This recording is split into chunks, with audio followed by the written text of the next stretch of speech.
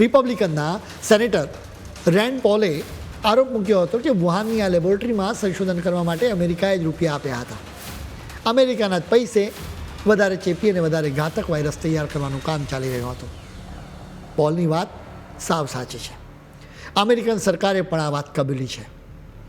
American સરકારની agency national institute of હેલ્થે અમેરિકાની ઇકો હેલ્થ એલાયન્સને ભરપૂર રૂપિયા આપ્યા હતા. ઇકો હેલ્થ ચીનની વુહાન ઇન્સ્ટિટ્યૂટ ઓફ વાયરોલોજીની સાથે કામ કરતી હતી.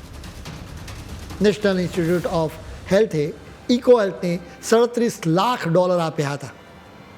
ઇકો હેલ્થે એમાંથી $6 લાખ વુહાન ઇન્સ્ટિટ્યૂટ ઓફ વાયરોલોજીને આપ્યા હતા.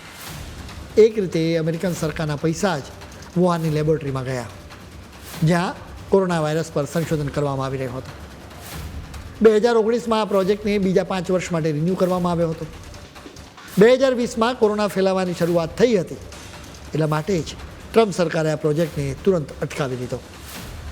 આટલી હકીકતો બહાર આવવાના લીધે જ બધે એવી થિયરી ફેલાઈ કે અમેરિકાના એલિટ્સ એટલે કે સંપન્ન લોકોએ જ કોરોના ફેલાવ્યો છે, જેના ચક્કરમાં ચીન બદનામ થઈ ગયું.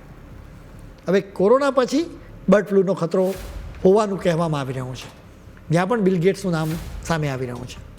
બિલ ગેટ્સની ચેરિટી સંસ્થા બિલ એન્ડ મેલિન્ડા ગેટ્સ ફાઉન્ડેશને UW મેડિસિન નામની સંસ્થાને $95 લાખ આપ્યા હતા. આ સંસ્થા ઘાતક બર્ડ ફ્લૂ વાયરસને વધારે ખતરનાક બનાવવા માટે રિસર્ચ કરી રહી છે. એટલા માટે જ 2014માં અમેરિકન સરકારે રિસર્ચને અટકાવી દીધું હતું. હવે બર્ડ ફ્લૂ ફેલાવાનો જ ખતરો હોવાનું કહેવામાં આવી રહ્યું છે. હરિયાણાની અશોક યુનિવર્સિટીએ પણ બર્ડ ફ્લૂ ફેલાવાનો ખતરો હોવાનું કહ્યું છે. આ લોકોએ મહામારી ફેલાવવા માટેનો તખ્તો તૈયાર કર્યો છે. તમે જુઓ, ત્યાં યુનિવર્સિટીની સાથે પણ બિલ ગેટ્સનું નામ જોડાયું છે. આ યુનિવર્સિટીની વેબસાઇટ પર ચોખ્ખું લખવામાં આવ્યું છે કે આ યુનિવર્સિટીને Bill and Melinda Gates foundation તરફથી ફંડ મળ્યું છે.